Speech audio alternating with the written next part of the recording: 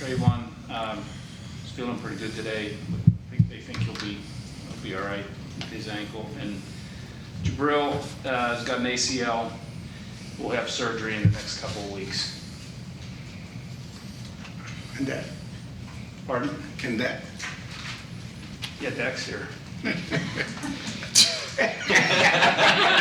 Jesus. But he's not injured anymore? And to think he critiques me. I know. Wow. You just started by talking about the significance of what this team was able to do on the road with the backup quarterback last night. And have you been in comparable situations before, and what can that mean for a team moving forward in those situations? I mean, it's frankly what we talked about. This was, before the game, this is going to be an excellent complimentary football win. We knew just based on the opponent, the environment that we were playing in, the way we needed to play. And I really like the edge of our football team, the play style. We've been beating that drum since training camp, play style, championship conditioning, and I think we're building off that every week. It's the attitude and energy, the focus was there. We had a ton of adversity. Some of it was self-inflicted. You think we were -2 in the turnover differential. We gave up seven first downs due to penalties. So I mean, there's a lot of self-inflicted challenges, and obviously playing an excellent opponent and on the road. Cooper stepped up, did his job. Played within the offense, and and just really kept the ball distribution, thought process, and emphasis going. Defense was big. The third down production defensively was unbelievable. It was off the charts. So special teams really didn't have a lot of opportunities. So excellent team win. I've had a few in the past. Kind of remind me of a game back in 2013. I've brought up earlier. No one to hear about it, but so you have some experience. It's great for the quarterback room. It's great for the offense. It's great for the whole football team when young guys step up or next man up gets in there and the team just keeps playing with the same edge, same attitude, same resiliency. So. Last night you said you expected to win. I know you don't expect to lose, but what gave you confidence that you could win with your backup? Oh, the whole process. Frankly, the week, the week's work. Cooper's the same guy every day. He's very conscientious of his opportunities. Whether it's in practice or whether it's in a blitz drill, and he's outstanding in the classroom. So there was never we can't run this or we can't run that. You see, we still played with QB movement, action passing in a normal down and distance, and so took shots. So I thought Kellen just stayed on the game plan, and the run game there were some uphill moments in there. It wasn't probably as clean as we'd like, but that's part of playing in that environment, that noises. It's difficult to run the ball in that building. Did you also know they were going to try to stop the run, and you felt you had an advantage outside with the receivers? Well, they didn't really load up this. They didn't really load up the. They gave us two shell and split safety looks and one high. They kind of rolled it and were selective with their pressure. So they tried to keep a lid on it. I think they felt the matchup stress on the outside, and I thought our CD and Amari were huge for us. Obviously Cedric had a huge game. Noah did some really good things too, and so. We're doing a good job of the in-game adjustments, which you have to, and adjusting to how the defenses are playing this and taking what they give us. Coach, in terms of Cooper Rush, you said yesterday in your press conference that that's the guy that you see every day at practice. Just seeing him go out there and do what he did, how much does that bring your guys together in the locker room? Just seeing the way he was able to lead and pull that one through at the end there. Well, this is a tight locker room. We have actually excellent leadership. It's growing. It's part of the edge that we want to continue to build off and play with. We got to play with more discipline on the edge. That's the next step we got to take as a team. But this is a close-knit football team. They're off-campus events that they do are well attended. When they spend time away from work together. So. You could feel it. You could feel it building in the spring. It's all part of the culture that we wanted to build here, and it's the vibe that we got going on. And this is a nice chunk of confidence to go to be a part of this new direction. You're talking about building the discipline is the next thing you need to do while retaining that edge. Is that a little something over these last two games? These last two have been a little sloppier in some areas than they were maybe earlier in the season. I mean, just, cut the chase. I mean, we've got too many flags. I mean, it's, we can sit here and take the easy way out and blame it on the other guy, but that's, that doesn't work. I mean, we got to be better. So we had the bye week to go through the discipline penalties, the combative penalties, the pre-snap penalties, and they've all been broken down.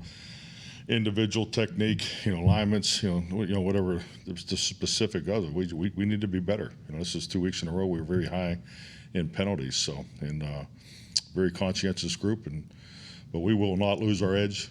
The attitude and the aggressiveness that we're playing with, we need to continue that. We need to continue to build off of that. That's who we are. But the discipline on the edge, we need to be better.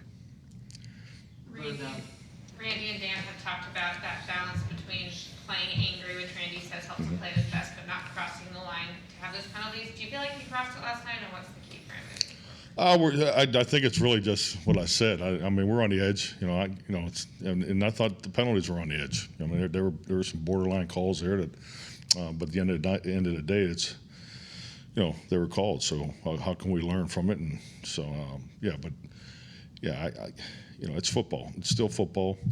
I think it's important when you view officiating as, are they regulating the game or are they trying to impact the game? Or are they, that's all part, they're part of our preparation. We break down the officiating crew, and that crew last night was true to the tendencies that they showed prior to our game. So it isn't like we didn't know that going in, but we still had too many penalties. I think Lyle played some left tackle back in college, but is that some place where you possibly consider working him in practice with tiring situations?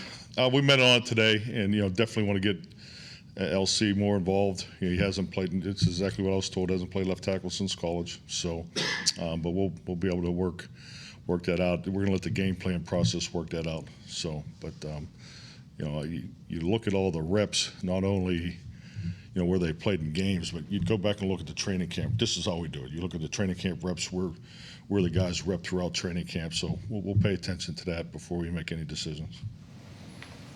The third down defense, what do you put that, how successful was it? Was it the different looks you were giving them? Was it discipline in coverage and being sticky on guys? I think it was a couple of things. I think number one was an excellent adjustment by Dan Quinn and the staff. They were going heavy protection. They were they're going to chip our rushes and so forth. We had intentions to be aggressive with pressure, and then we just went to 4-man rush and coverage. It was a really excellent in-game adjustment, and they kept chipping and playing heavy on the edge, and I thought our guys were super active, kept the pressure on. I thought our defensive front was outstanding in the game, and gave us a chance to play coverage with 7 most of the night. Can you talk again? You mentioned Dan and what he did. What Dan did defensively yesterday, because you didn't have any turnovers for the first time this season, and then just how what Kellen did creatively with some things to incorporate Cooper in there. Yeah, I think Kellen's staying right on point. I mean, it's creativity is something we want to have in each and every week. So we've had wrinkles, and I think it tells you the confidence we had. Obviously if it was Dak or Cooper, so it didn't affect the game plan. So we still had the wrinkles in that we intended to have coming out of the bye weeks. So I think that speaks to the confidence in our process. And I thought Kellen did a really good job just staying. It was it's a lot more fun to call pass plays. And when the run game's not going as well, it's easy to just go down that road. But I thought he did a really good job staying balanced. How do you come up with the Hulk package? Utilizing your personnel. So I loved it. It's the biggest inverted bone formation I've ever seen in my life. So, we're trying to break records around here. So.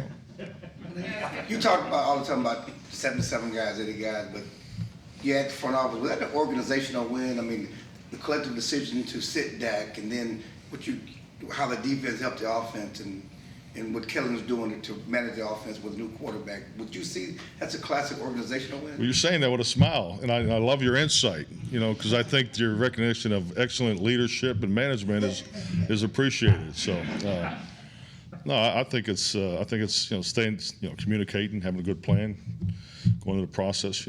Dak obviously wanted to play. I mean, there was no doubt about that. He was at a certain percentage, and we made the right decision regardless of the result of the game. So it was the right decision for him as a player, and it was the right decision for us as a football team. So yes, I thought the process, we just stayed to it, and I understand everybody here has a job to do, but it worked out the way it needed to work out. What's the plan for Dak this week? Well, hopeful to, we'll be adjusted Wednesday, just coming off of a Sunday night game, so we won't be in a full slate of, our workload on the Wednesday practice. So I look for him to participate in that, and everything goes normal. I would think he would be full go on Thursday. Mike, when you work in some of these wrinkles with these gadget plays, and of course it was so brilliantly executed Sunday night with Cedric's pass, but how many times has that play been repped in practice?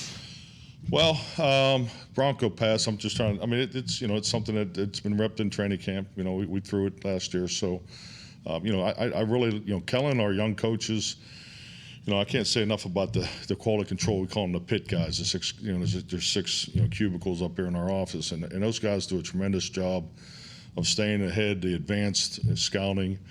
Kellen has such a love for college football. So, the creativity part's constant. So, those ideas are always part of the conversation when those guys get, they get together on Monday nights, and then it goes into the game plan process. So, but. I'm talking about, I'm trying to answer the question. I don't have the exact number of reps, but, the ability to rep the play, whether you break it down individually with just said throwing the pass to the receivers and so forth. But it is, it's part of our deceptive package. How was Cox developing for you and losing him the rest of the way here? Just hate to see that for Jabril. He was taking steps every week. He was. Definitely, I thought he was playing very well for us on special teams. He had the one, ticky-tack penalty there against the Chargers, but I thought he was doing a really nice job there, and you could see he was really taking a lot of steps, particularly in the sub packages defensively. So he was exactly what you're looking for a rookie. He was, challenging, competitive. Was doing a good job on the look teams. So was preparing himself, and frankly, if it had got to him, we would have been very confident with him in there. So sad to see that last night. You're light at linebacker just in terms of numbers. I know you have Bernard coming back, but is that something by the deadline you're looking at adding in that spot, either a trade or guys that are out there right now? Personally, I'm focused on our guys. I love the group that we have. We have 80 plus, I think it's 84, players in the building in some form and fashion, whether on IR, active roster, practice squad, all that. So that's really my focus. So I'm not, I know Will and our staff and Stephen and Jerry are really managing all those calls, but that's not a focus of mine. Did Bernard get through practices last week, find that he'll continue to ramp up this Definitely. I look for him to take a step because, he would be impactful special teams. He could step right in there, and obviously he's very bright, very, very instinctive. I thought he looked well, so I think he'll definitely be close this week. Jack had the headset on. Is he more listening, or is he in there talking a little bit too with guys? Listening, and he's an excellent communicator. I thought, just to be involved, on the bench sequence and everything, as far as looking at the Microsoft tablet, not the iPad. So it's but no, definitely listening, just being part of the process. But he was very much involved. You were talking about he hadn't quite gotten to the percentage he needed to. I don't want to say it's ever easy to make those decisions, but do you have, with the GPS tracking and practice and everything now, do you have a little bit, are you able to quantify it a little bit better and say, well, look, over this period, you're not doing this, so you are this percentage off? I think it's credit to him and Britt and just the whole training regimen of it all. There's definitely was the GPS. Frankly, Britt and Dak were involved in a conversation. Britt said he was working about 70%. Dak said he was working 80-85. And based on the GPS that day, he was actually 77.5. So, I think that tells you, how in tune those guys are, what range they're working in and so forth. So, but like I said, we made the right decision, and hopefully we can be past this. But, it'll take the full week to figure that out. You said Friday he was sore after the work he did Thursday. After the warm-up he did yesterday, how's he feeling? I actually didn't talk to him personally, but Britt said they had, talked to Britt briefly before I came in here. He said they had a really good day today. So that's the feedback he gave me. How many times in the second he played? Has he played since he's come back? How many what? Time in the second. How's he played since? Well, how's he play? I thought you asked me how many reps. I thought he did. I thought he was better. In the run than in the pass pro. I'm just thinking back through his grade that we just went through at 2:00. But I think a little rusty. But stepping in. You play the tackle position up there in that building, and it'll take you a series too to get settled in, and that's the point I'm making. I thought once he got settled in, he played well. Was that Parsons' best game to this point as a linebacker? You've used him in different roles. I thought it was his best play, best game purely as a football player, because obviously the way he played both linebacker and the open end. Clearly, this is his best week of preparation. He was here early. I think he was in here every day about 6 o'clock. So he was here early, and it's just nice to see younger players take that step in preparation, and then obviously when it carries over to the field. But yeah, he had a huge night. He was all over the field. I thought he had clearly played his best game as a Cowboy. When you're trying to figure out how to use your tackles, how to prepare them this week in case Tyron's not full strength, how do you, if you have a guy who has been in one place, given your affinity for continuity, but you think that his best position might be somewhere else, or another guy's best position might be where he is, how do you balance that? How do you juggle that? I mean, it's the exact conversation we've already had today, and we're really going to let the game plan process answer it for us. Do you want to make two moves for one, because of one injury, or do you want to go 1 for 1? But we also talked about all the reps. Really, were these guys rep throughout training camp too. So I mean, it's all we keep track of all that. Because it's at the end of the day, it's footwork, familiarity. Then once you get into the game plan, now you can talk about matchups. So we'll let the game plan process answer those questions here in the next 24 hours. With that, DeMarcus Lawrence, is there any on-field stuff coming from? Getting close, getting better. Good report on him today. So I think it's at some point he'll be. I don't know if it's this week or next week. Getting out there on the field, but he had a good checkup. When you see the Rams make a trade for Von Miller, do you say, "Oh, good, you don't have to worry about Von Miller this week," or do you look at it from a bigger context of what it might be now that he's in your conference? I'll go with the first part. Don't have to worry about him this week. So that was definitely nice. But yeah, those things always, those long-term thoughts always take care of themselves. But no, I was glad to see him go to the Rams this week. From what you saw from Gallup last week, would you anticipate he'll be able to be in a consideration to be active for this game? Gallup. Oh, Gallup? He's getting close. We'll see. With we had a set number for reps and what he was supposed to do last week, and he went through that fine. So we'll increase that this week. So obviously we have 3 weeks to make that decision. How varied of a pass rusher is Randy? I think a lot of people think of mostly as a speed guy, but does he have a multitude of moves to him? Absolutely. I mean, his speed to power, his ability to go inside. Yeah. I would classify Randy as a dynamic pass rusher. I mean, he's working on his second and third moves, but his ability to move around. I mean, look at the attention that he's been getting. So I mean, I think that in itself speaks to what other teams think of him. But yeah, he's. He may not have the sack numbers, but his pressure and his activity is way up. I mean, he's so disruptive, and he's doing a great job. We just got to take care of the edge penalties. Mike, one more on Kellen. From your play calling experience, it's his 5th starting quarterback since last season that he's built a game plan around. How's that helped his growth? And I know you said the game plan doesn't change a lot with Cooper, but how has he done with kind of adapting to? I think it helps your growth as a player caller tremendously. I mean, you just and really the experience last year is where he developed, in my opinion, the most. I mean, you look at, when you're playing 3, 4, 5 quarterbacks in the season, I mean that's extremely difficult. I mean, it's I think I had it happen in 2006, and obviously we went through it last year, and now we're went to our second quarterback this year. So it requires a discipline and a patience to be higher, as a play caller. So, and I think it's a great experience for him, especially for as young as he is. And I think it's helped all of us tremendously, because I think the game plan process, everybody's got to be in tune with that, with their responsibility too. So, because you don't want to try to protect someone too much, but also you can't give them too much to do too. And that's the balance of putting together a healthy game plan. With Dan Quinn, he talked when he got let go in Atlanta that he kind of got away and did a whole self-evaluation. You had your year where you did that well. How important is it to be honest with yourselves, to say, when you're in those situations, say, hey, maybe it is me, and it wasn't them, when they make a decision like that? I mean, yeah, it's a great process. I recommend it for everybody.